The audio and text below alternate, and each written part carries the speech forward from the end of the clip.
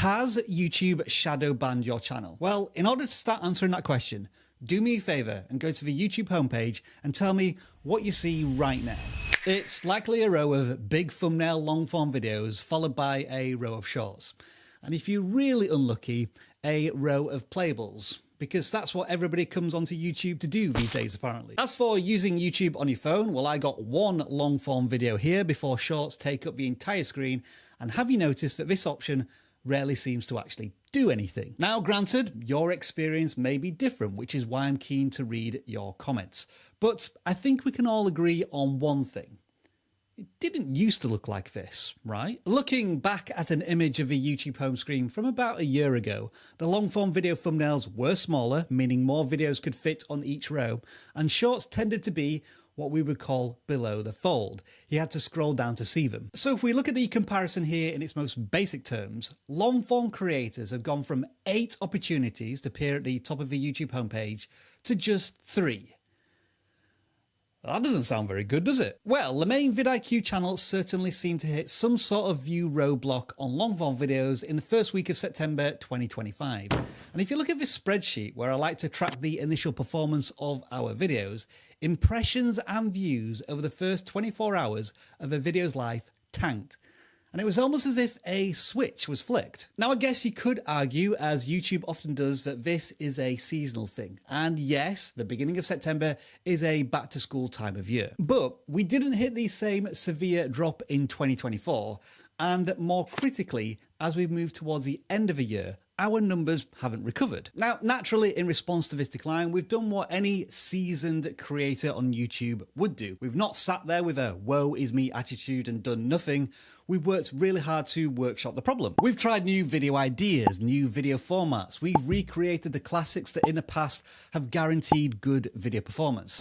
But all, it seems, to no avail. We, at least for the moment, seem to be stuck in what you so often call video view jail. Now, I'm very self-aware that this so-called view jail is in a completely different stratosphere to many of you, and I am not here looking for any sort of sympathy. Like all YouTube channels on the platform, the opportunity to reach audiences and influence them in a positive way is a privilege that is earned, not a right that is given, and nor should it be taken for granted. If we are not delighting the YouTube algorithm in the way that it wants to, then we need to learn, adapt, and execute. And you are part of this algorithm. So if you do have anything to say about what we do right or wrong on this channel, please do share your opinions. I think there are 2 reasons why I'm making this video. The first are the very clear YouTube layout changes that we've all probably noticed over the last 12 months, and I've been wanting to talk about that for a while. But the second reason is to add to the conversation in our niche that's been brought up by the truly excellent video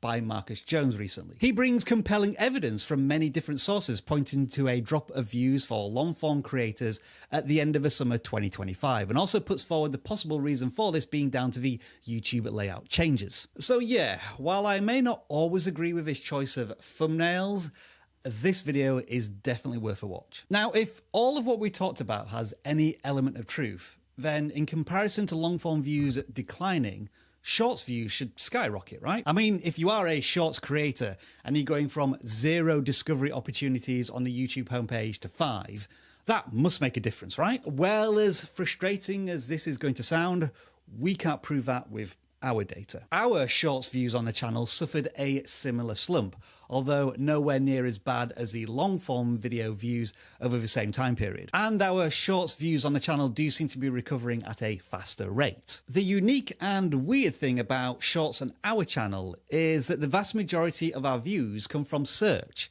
and only 14% from browse, which might explain why we didn't enjoy a surge in shorts views if it was all down to these YouTube layout changes. What I can tell you from our data is that shorts can turn into evergreen content. All of these shorts are getting hundreds of views per hour, even though they are at least 6 months old, some of them almost 3 years old. And it feels like here at least we have found a big window of content opportunity. And that perhaps is the biggest takeaway of this video. The YouTube homepage and home feed layout has definitely changed over the last 12 to 24 months.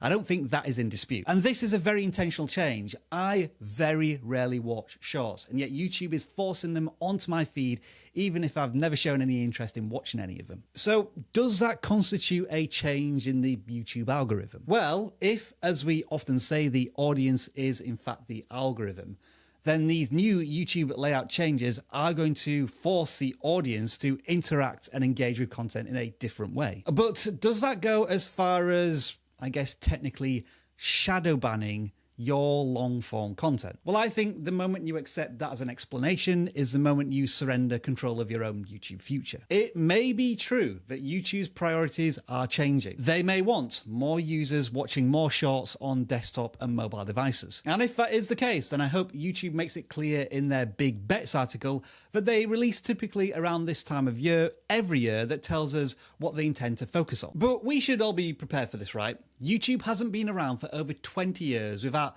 learning, adapting, and executing thousands and thousands of times. And I think all of us, as creators, should be prepared to do the same thing. But yeah, it would still be interesting to know whether or not you, as a long-form or short-form creator, had what we might call an analytical event on your channel in either August or September of 2025.